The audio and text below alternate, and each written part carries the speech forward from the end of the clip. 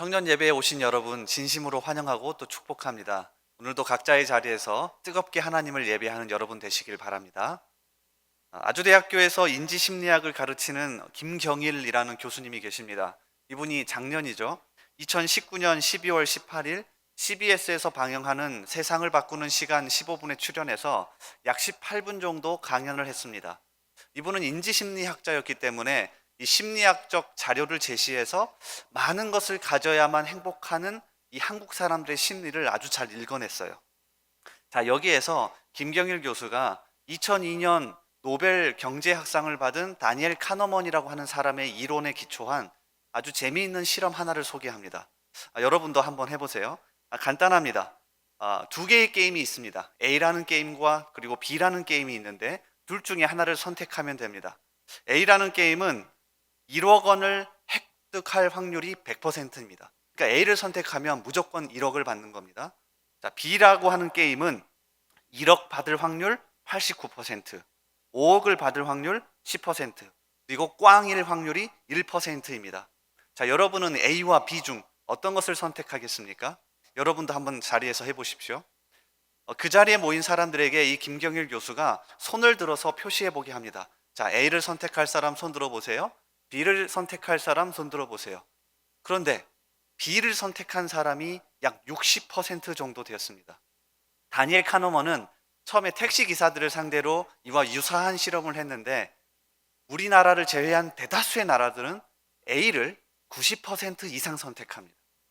자, 그러면서 김경일 교수가 우리 한국 사람들은 경제학상, 노벨 경제학상을 받은 사람의 이론도 무시해버리는 대단한 사람들인 건 맞는데 적은 양을 가지고서도 행복하는 방법을 잃어버렸다고 소개해요.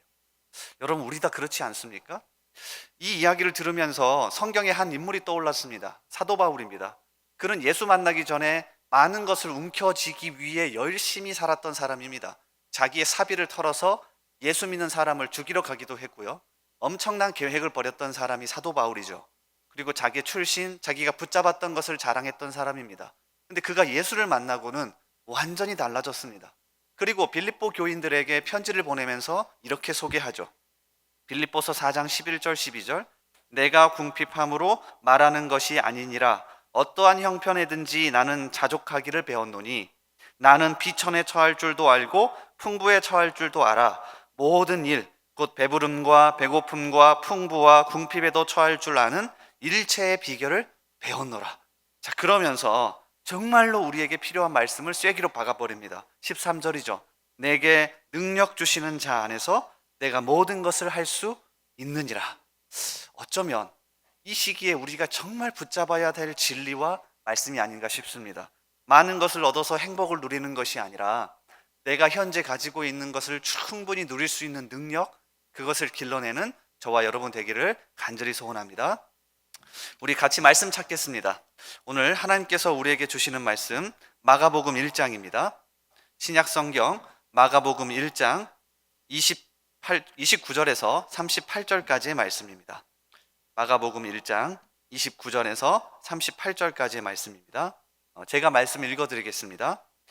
회당에서 나와 곧 야고보와 요한과 함께 시몬과 안드레의 집에 들어가시니 시몬의 장모가 열병으로 누워 있는지라 사람들이 곧 그 여자에 대하여 예수께 여짜온대 나아가사 그 손을 잡아 일으키시니 열병이 떠나고 여자가 그들에게 수종드니라.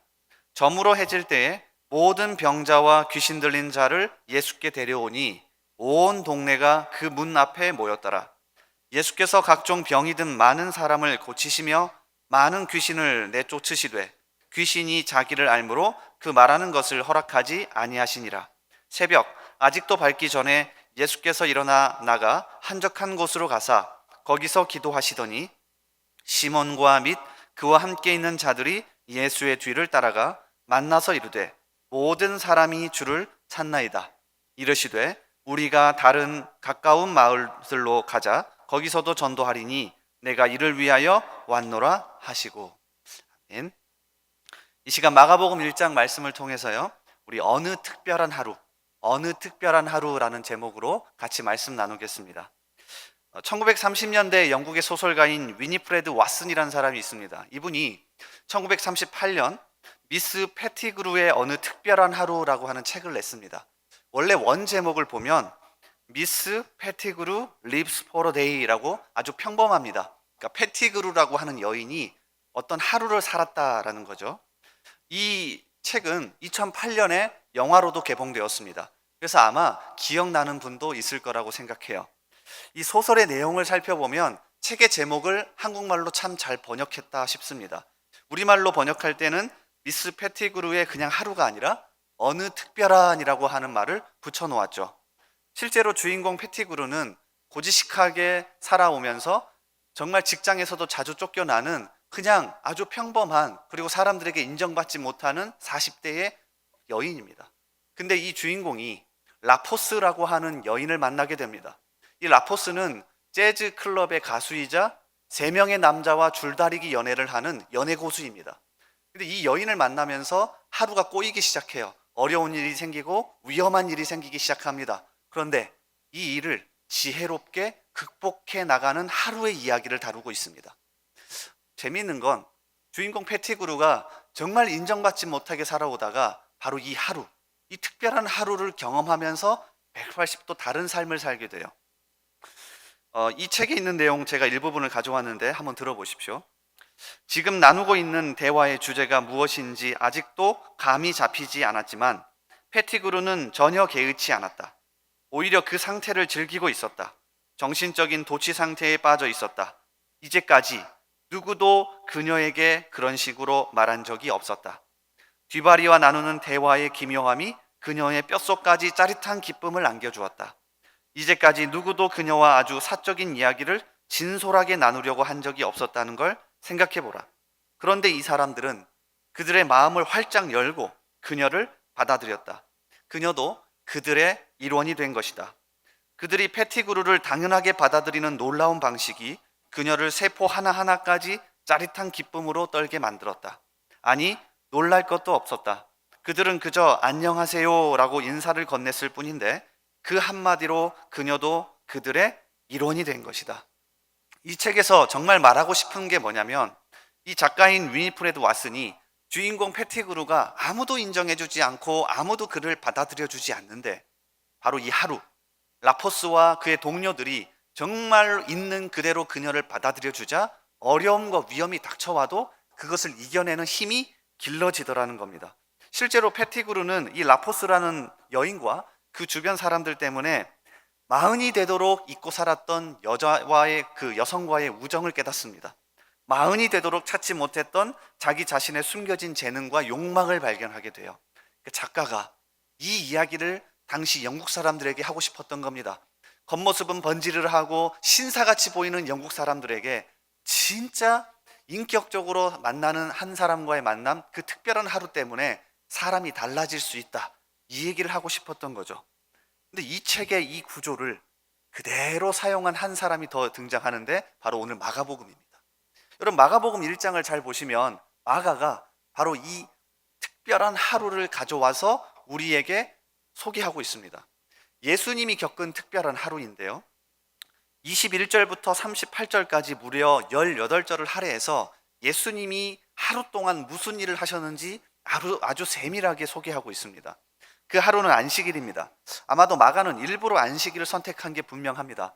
유대인들이 가장 중요하게 생각했던 일주일 중에 하루, 정말 특별하다고 생각했던 그 일주일 중에 하루, 예수님이 무슨 일을 하시는지를 아주 세밀하게, 그것도 뒷부분이 아니라 자기의 복음서 제일 앞부분 1장에 18절이나 할애해서 소개하고 있습니다. 그래서 오늘은 이 예수님의 하루를 추적해 갈 겁니다. 패티그루는 아주 특별한 하루, 라포스와 그의 동료들과 만나는 그 특별한 하루를 통해서 180도 다른 삶을 40년 만에 살 수 있었습니다. 오늘 예수님의 이 특별한 하루를 추적해 가면서 저와 우리 청년들이 변화될 수 있기를 바랍니다. 이 특별한 하루 동안에 예수님을 만나고 진정 변화된 삶을 살 수 있기를 주님의 이름으로 소원합니다. 자, 그러면 21절부터 이어지는, 그리고 오늘 본문 말씀 38절까지 이어지는 이 일련의 예수님의 하루를 잘 살펴보면 어렵지도 않습니다. 발견되는 큰 특징 한 가지가 있는데요. 간단합니다. 연약함을 고치시는 예수님. 이게 그냥 눈에 들어옵니다. 자, 한번 보겠습니다. 자, 21절부터 안식일에 예수님이 회당에 가십니다. 그래서 회당에서 가르치신 후에는 주구장창 고치십니다. 자, 일단 회당에 귀신 들린 사람이 있었습니다. 예수님은 주저하지 않고 그 사람을 고치시죠. 마가복음 1장 23절 이하에 마침 그들의 회당에 더러운 귀신 들린 사람이 있어 소리질러 이르되 나사렛 예수여 우리가 당신과 무슨 상관이 있나이까? 우리를 멸하러 왔나이까? 나는 당신이 누구인 줄 아노니 하나님의 거룩한 자니이다. 그러자 예수께서 꾸짖어 이르시되 잠잠하고 그 사람에게서 나오라 하시니 회당에서 가르치신 후에 바로 고쳐버리십니다. 자, 그리고 회당에서 나와서 시몬의 집에 들어가십니다.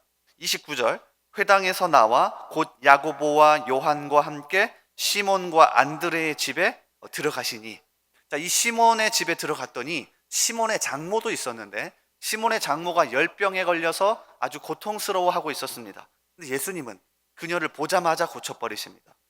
마가복음 1장 30절 그리고 31절 시몬의 장모가 열병으로 누워 있는지라 사람들이 곧 그 여자에 대하여 예수께 여짜온대 나아가사 그 손을 잡아 일으키시니 열병이 떠나고 여자가 그들에게 수종드니라. 자, 이렇게 시몬의 장모를 고치신 이후에 저녁이 되었습니다. 그날 저녁에 더 많은 사람들이 예수님이 계신 이 시몬의 집에 몰려듭니다.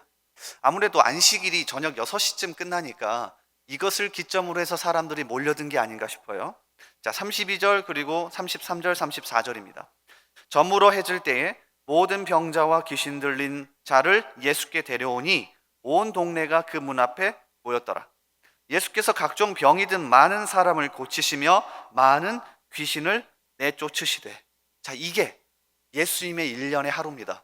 회당에 들어가서 가르치신 이후에는 그 안식일이 끝나는 저녁까지 주구장창 가르치셨습니다. 그리고 주구장창 고치시고 주구장창 회복시키셨다고요.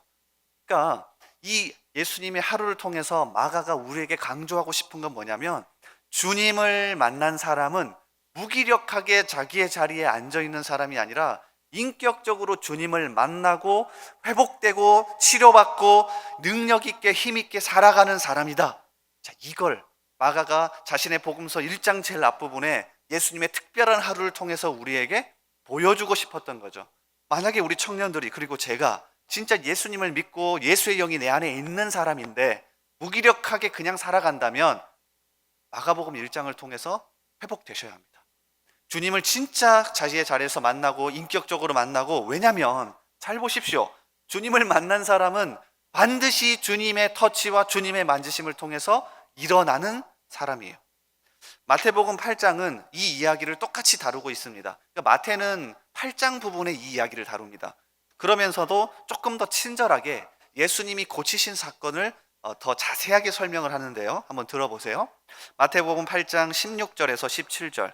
저물매 사람들이 귀신 들린 자를 많이 데리고 예수께 오거늘 예수께서 말씀으로 귀신들을 쫓아내시고 병든 자들을 다 고치시니, 17절, 이는 선지자 이사야를 통하여 하신 말씀에 우리의 연약한 것을 친히 담당하시고 병을 짊어지셨도다 함을 이루려 하심이더라. 마태복음 8장을 읽으면 여러분 더 은혜가 됩니다. 왠 줄 아십니까? 단순하게 예수님이 우리의 연약함을 담당하시고 고치시고 회복하시겠다는 이야기가 아니에요. 잘 보세요. 17절에 이는 선지자 이사야를 통하여 하신 말씀에, 무슨 얘기입니까? 구약에서부터 하나님은 여기에 관심이 있으셨다는 겁니다. 구약에서부터 하나님은 주구장창 자기의 백성이 정말로 주님을 만남으로 말미암아 힘을 얻고 회복하고 다시 일어나는 그 꿈, 그 비전, 그거를 가지고 계셨다는 거예요. 그러니까 진짜 예수 믿는 사람은 힘 있게 사셔야 돼요. 자, 여러분이 밖에 나가셔서 예수 믿는 사람인데, 야, 너 정말 힘이 넘쳐난다, 너 정말 회복된 것 같아, 너 정말 치유받아 사는 사람 같아 라고 하는 이야기를 들으실 수 있어야 한다고요. 자, 이게 오늘 진짜 회복됐으면 좋겠어요. 그래서 복음서 기자들, 특별히 예수님이 고치신 사건을 기록한 사람들은요, 그냥 대충 적지 않습니다. 예수님을 만나고 회복하고 예수님을 만나고 치료받은 사람들의 이야기를 아주 세밀하게 기록해 놓았어요. 만약에 제가 기록 담당원이었다면 그냥 이렇게 적었을 것 같아요. A라는 사람이 오늘 예수님께 와서 회복되었습니다. B라는 사람이 오늘 예수님께 와서 회복되었습니다.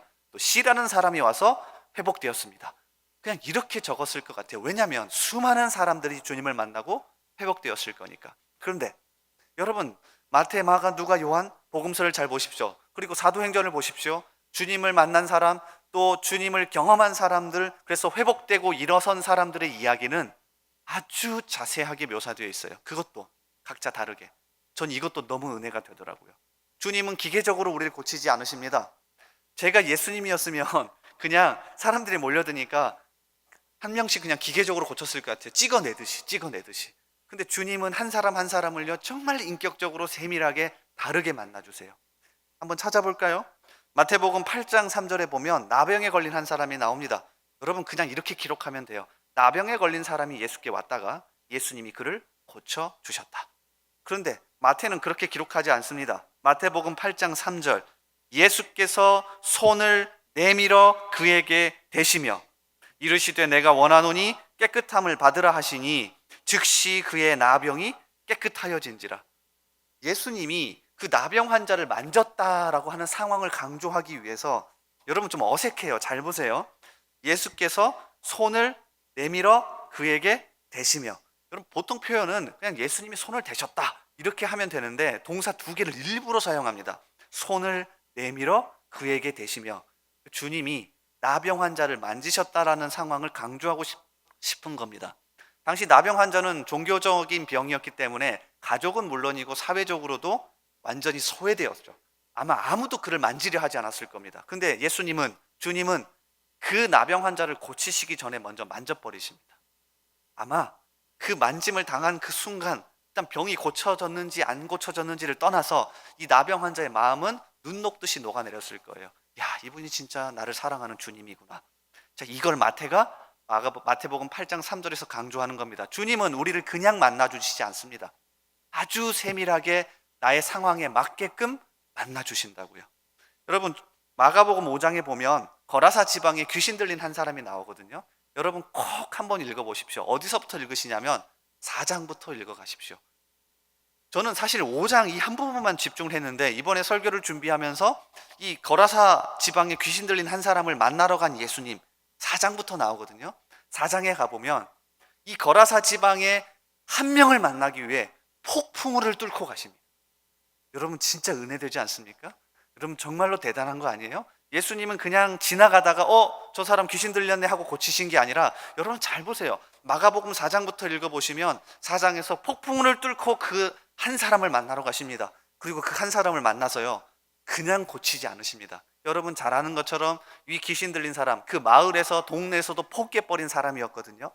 그런데 고치실 때 어떻게 하냐면 수천 마리의 돼지떼가 희생하는 방법을 통해서 고치십니다. 무엇을 보여주고 싶었던 걸까요? 모두가 너를 포기해버렸고 모든 동네 사람이 너를 가치 없다 여기고 너를 포기해서 무덤가에 거하는 사람이지만 이 수천 마리의 돼지떼보다 너가 훨씬 가치 있는 사람이야 라고 하는 것을 보여주시는 거죠. 여러분 이게 예수님을 만난 사람들의 공통적인 특징 아니에요? 마태복음 9장으로 가보면 12년 동안 혈루증을 앓던 여인이 등장합니다. 얼마나 힘들었을까요? 12년 동안 병을 고치기 위해서 의사들을 찾아다녔는데 병은 낫기는커녕 더 심해졌고요. 많은 돈을 탕진했습니다. 그러니까 정확하게 소망 또는 희망이란 단어를 이 여인에게 붙일 수 없는 상황이에요. 근데 예수님은 아주 독특해요. 여러분 그러면 그냥 주저앉아 있을 이 여인에게 가셔서 고치시면 되는 거 아니에요? 근데 주님은 이 여인에게 마지막 소망과 희망의 마음을 불러일으키십니다. 그래서 여러분 잘 읽어보시면 이 여인인 아주 능동적으로 예수님을 찾아가서 만지고 고침을 받습니다. 마태복음 9장 20절 이하에 12해 동안이나 혈루증으로 앓는 여자가 예수의 뒤로 와서 그 겉옷가를 만지니 이는 제 마음에 그 겉옷만 만져도 구원을 받겠다 함이라. 예수님은 이 여인에게 마지막 소망과 희망의 마음을 불러 일으켜서 고침받게 하죠. 이뿐만이 아닙니다. 마가복음 5장에 보면 이 여인에게 이렇게 이야기하세요. 예수께서 이르시되 따라 내 믿음이 너를 구원하였으니 평안히 가라 내 병에서 놓여 건강할지어다. 이 여인은 12년 만에 들어보는 단어였을 겁니다. 혈루증에 걸려 혈루병에 걸려 레위기에서 부정하다고 하는 병 때문에 가족에게서 또 내쫓이고 사회로부터 마을로도 내쳤던 이 여인, 아마 어머니로부터 딸이란 말 듣지 못했을 이 여인에게 예수님은 12년 만에 딸아라고 이야기하신다고요. 여러분, 우리 주님의 세밀함이 느껴지십니까? 저는 이 예수님을 볼 때마다 가슴이 두근거립니다. 오늘은 주님이 나를 어떻게 만나 주실까? 여러분 다 각자 다르겠죠. 왜냐하면 각자의 상황이 다르고 각자의 환경이 다르고 여러분이 처해 있는 여러 가지 어려움과 또 여러 가지 상황들이 있으니까요. 근데 걱정하지 마세요. 주님은 기계적으로 우리를 만나 주시는 게 아니라 정말 각자에게 필요하게 찾아가셔서 만나고 회복시키신다고요. 전 이게 너무너무 은혜로워요. 주님은 마태복음 19장에 보면 당시 아무도 관심 갖지 않았던 어린아이에게도 관심을 가지십니다. 어린아이는 지금에서야 귀엽고 지금에서야 사랑받지, 사실 소파 방정환 선생이 1900년대 초반에 어린이날을 만들기 전까지만 하더라도 우리는 어린아이를 향하여 애새끼라고 불렀습니다. 그 당시 2000년 전에 유대 사회야 말할 것도 없죠. 근데 예수님은 이 어린아이를 향하여 이렇게 이야기하십니다. 예수께서 이르시되 어린아이들을 용납하고 내게 오는 것을 금하지 말라. 천국이 이런 사람의 것이니라 하시고, 수도 없이 많습니다. 마지막으로 한 가지만 살펴볼까요? 마태복음 20장에 가보면 예수님이 드디어 마지막 일주일, 십자가로 가시기 위한 마지막 일주일을 위하여 예루살렘으로 올라가십니다. 비장합니다. 그리고 굉장히 생각도 많고 어려운 순간이에요. 드디어 십자가의 길로 가셔야 하니까. 근데 예루살렘에 올라가다가 그러니까 앞을 보지 못하는 사람들이 예수님께 외쳐댑니다. 마태복음 20장 32절 이하예요. 예수께서 머물러 서서 그들을 불러 이르시되 너희에게 무엇을 하여 주기를 원하느냐? 이르되 주여 우리의 눈 뜨기를 원하나이다. 예수께서 불쌍히 여기사 그들의 눈을 만지시니 곧 보게 되어 그들이 예수를 따르니라. 정말 힘들고 바쁜 상황, 그러니까 다른 건 신경 쓰기 어려운 상황이에요. 만약에 제가 예수님이었다면, 이제 십자가를 위해서 마지막 일주일 예루살렘으로 가는 길이었다면 이 사람들 귀에 들어오지 않습니다. 사실 눈에 들어오지 않는다고요. 그런데 지나가시다가 이 두 사람을, 이 맹인을 불쌍히 여기시고 고치십니다. 이게 우리의 주님이에요. 여러분, 오늘 이 시간 이 주님을 만나시길 바라요. 마가복음은 제일 짧죠. 4개 복음서 중에서 제일 짧은데 이 이야기를 제일 앞에 넣어 놓았습니다. 이건 무슨 의미일까요? 우리가 그 주님을 만나기를 바라는 겁니다. 왜? 마가도 만났거든요. 사도 바울과 함께 여행하다가 1차 전도 여행 도중 하찮은 바람에 교회에서 사역할 수 없는 굉장히 소외된 그 자리에서도 주님이 베드로를 붙여주시고 주님이 바나바를 붙여주셔서 회복되고 다시 한번 일어서는 경험을 했거든요. 그래서 이 이야기를 제일 앞에 놓는 겁니다. 여러분도 주님을 진짜 인격적으로 만나고 자기의 자리에서 회복되기를 원합니다. 치료받기를 원합니다. 힘있게 살기를 원합니다. 이 이야기를 하는 거죠. 여러분, 하용조라고 하는 목사님 아십니까? 서울 온누리교회를 창립하신 분인데 이분 돌아가셨습니다. 근데 이분이 이 예수님과의 만남 굉장히 좋아하셨습니다. 그래서 책도 쓰셨는데 이 예수님과의 만남을 터치라는 단어로 표현했어요. 그 책 제목이 예수님의 7터치, 예수님의 7터치입니다. 7개의 터치가 각각 이거예요. 성령, 말씀, 침묵, 기도, 고난, 부활, 비전. 근데 이 7개의 터치가 하나로 연결되는데 한 영혼을 만나시고 회복시키시고 고치시는 거예요. 자, 이 책에서 이 예수님의 만지심과 터치를 하용조 목사님이 이렇게 표현합니다. 여기서 터치라는 말은 단순히 만지다라는 뜻보다 좀 더 깊은 의미가 있습니다. 다른 말로 표현하자면 플러그인 되다, 즉 접속되다라는 의미입니다. 예수님은 너희가 내 안에 거하고 내 말이 너희 안에 거하면 이라고 말씀하셨습니다. 신앙은 머리가 아니라 가슴으로, 삶으로 이해하는 것입니다. 예수님을 먹는 것입니다. 예수님의 살을 먹고 피를 마시는 것이 신앙, 즉 예수를 믿는 것입니다. 그런데 우리는 예수를 믿으면서 왜 갈등할까요? 예수님을 이성으로만 믿기 때문입니다. 머리로만 믿고 상식으로만 받아들이기 때문입니다. 그러나 그것은 오래 가지 못합니다. 지식과 정보만으로는 사람을 변화시킬 수 없습니다. 오히려 지식과 정보가 많을수록 인간은 복잡해지고 우울증이나 정신병 등에 걸리기 쉽죠. 오늘날과 같은 지식과 정보 시대에 진정으로 우리 내면의 깊은 곳을 살리는 것은 예수님의 만지심, 예수님의 터치입니다. 오늘 예수님의 특별한 하루를 마가가 소개했습니다. 이 하루를 추적해 가면서 여러분, 우리에게도 특별한 하루가 되길 바라요. 이 한 번의 말씀이지만, 이 한 번의 하루이지만 그 이 하루를 통하여 주님을 깊이 만나고 여러분 각자의 자리에서 회복되기를 간절히 소원합니다. 자, 여기에서 끝이 나면 좋겠지만 한 가지를 더 설명할까 합니다. 뭐냐면 오늘 마가복음 1장 마가는요, 각 개인이 회복되고 치료받는 것에서 끝내지 않습니다. 혹시 눈치채셨는지 모르겠지만 31절에서까지는 개인적으로 예수님이 치료를 하시는데 그 이후에 보면 공동체 전체로 이 회복과 치유가 확대되어 나가요. 제임스 에드워즈라고 하는 신학자가 있습니다. 마가복음을 연구한 아주 저명한 신학자인데 그가 이 마가복음 1장에서 이 사실을 눈여겨보고는요, 연구한 결과를 이렇게 설명해 놓습니다. 예수가 베드로의 장모에게 보여준 연민은 이제 군중에게로 확대된다. 온 동네가 그 문 앞에 모였다. 예수가 각종 병이 든 많은 사람을 고침으로 그의 연민과 능력의 문이 이들에게 열린다. 마가는 예수가 많은 사람을 고쳤다라고 말할 때 일부만 고쳐주고 나머지 사람은 고치지 않았다는 것을 시사하려는 것이 아니다. 마가는 많은 사람을 공동체 전체를 뜻하는 히브리적인 의미로 사용한다.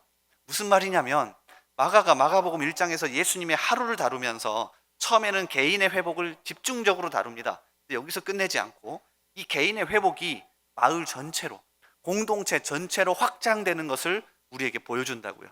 여러분, 이 그림이 그려지십니까? 한번 찾아볼까요? 자, 31절까지는 개인적으로 예수님이 고치시다가 32절로 넘어가면요, 잘 보세요. 저물어 해질 때에 모든 병자와 귀신 들린 자를 예수께 데려오니, 자, 모든 병자와 귀신 들린 자가 모여들었습니다. 그리고 33절은 일부러 이 단어를 사용하기 확실해요. 온 동네가 그 문 앞에 모였더라.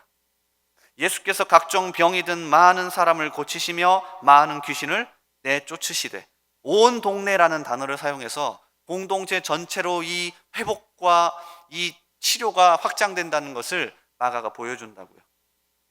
마가복음 1장 14절과 15절에 보면 마가가 먼저 일단 이렇게 선포해요. 요한이 잡힌 후에 예수께서 갈릴리에 오셔서 하나님의 복음을 전파하여 이르시되 때가 찼고 하나님의 나라가 가까이 왔으니 회개하고 복음을 믿으라 하시니, 복음과 하나님의 나라가 예수님을 통해서 각자 개인에게 임했다고 이야기해요. 그런데 여기서 끝이 아니라 이 개인이 은혜 받고 개인이 회복되면 자연스럽게 공동체 전체로 확장된다는 겁니다. 여러분, 이게 놀라운 원리 아닙니까? 그러니까 우리가 잃어버린 게 이거예요. 예를 들면 은혜 받았다라고 하면 우리는 나 혼자만 좋습니다. 그럼 교회에서 은혜 받았다 하면 자기 혼자 싱글벙글 얼굴 좋습니다. 정말 은혜 받은 사람은요, 그 주변에 앉은 사람도 같이 웃을 수 있는 거예요. 진짜 은혜 받고 진짜 회복된 사람은 주변 공동체, 주변 사람들에게 그 치료와 회복이 흘러 넘치는 겁니다. 그래서 가끔 제 아내가 저에게 이렇게 얘기합니다. 제가 잘해줄 때 있거든요. 그럼 아내가 이렇게 얘기해요. 은혜 좀 받았나 봐. 무슨 뜻인 줄 아십니까? 제가 은혜 받아서 은혜 받은 저의 이 은혜가 제 아내에게 치료와 회복이 흘러갔던 거죠. 그래서 아내가 이렇게 얘기해요. 은혜 좀 받았나 봐. 아무리 혼자 회복되고 아무리 혼자 치료가 된다 하더라도 그거는 반쪽짜리 복음입니다. 마가는 이걸 우리에게 보여주고 싶었던 겁니다. 개인이 회복, 얼마나 세밀하게 주님이 만져주시고 만나시는지 모른다. 이거 붙잡아야 돼. 그런데 여기서 끝이 아니라 주님을 진짜 만나서 회복된 사람은 이게 주변 공동체로 확대되어진다는 거죠. 우리가 놓쳐버린 진리가 아닌가 싶어요. 그래서 우리는 반쪽짜리만 듣들고 있죠.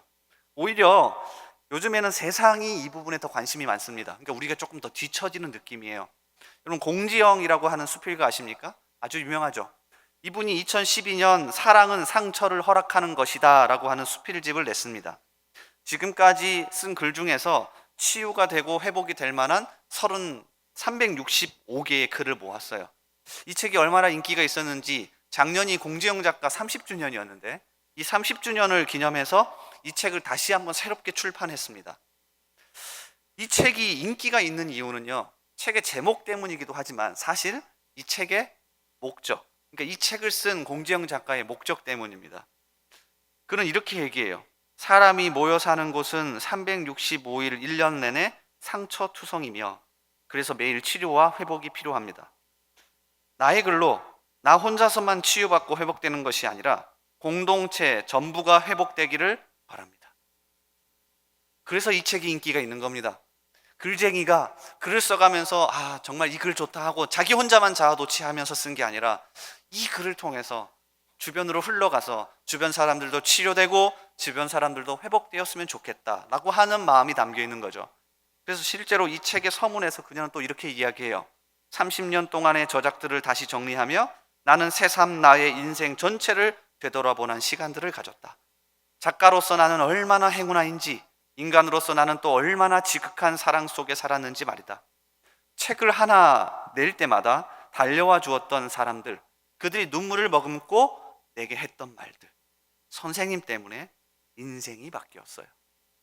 여러분, 사실 이 말을 우리가 들어야 하는 거 아닙니까?